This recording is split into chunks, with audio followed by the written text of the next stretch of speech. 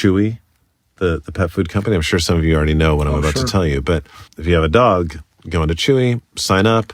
The beginning of every month, dog food arrives like clockwork at your house. You never have to think about it again.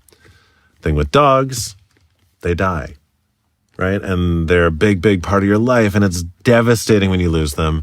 And the first thing you think to do is not to go cancel your automatic dog food delivery. So a couple weeks later, dog food comes after you just lost your dog. It's devastating. You call them, you go to cancel it.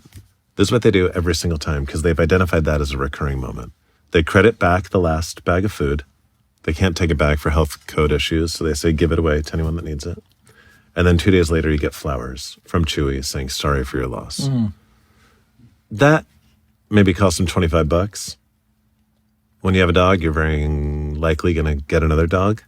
You're never going to buy dog food from anyone else ever again. It's a recurring moment. They exist everywhere. If you've ever gone to a restaurant with a baby and they brought you crayons and a placemat, that's an example of this. It's just a real basic, lazy one. Figure out the recurring moments. Every business, every department within every business, there are recurring moments, things that just present themselves over and over and over again.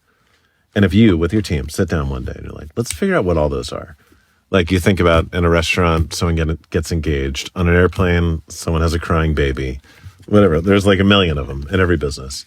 If you can identify those in advance, and then in advance with your team, get creative and decide how you want to react every time that thing happens, you can start creating magic all the time.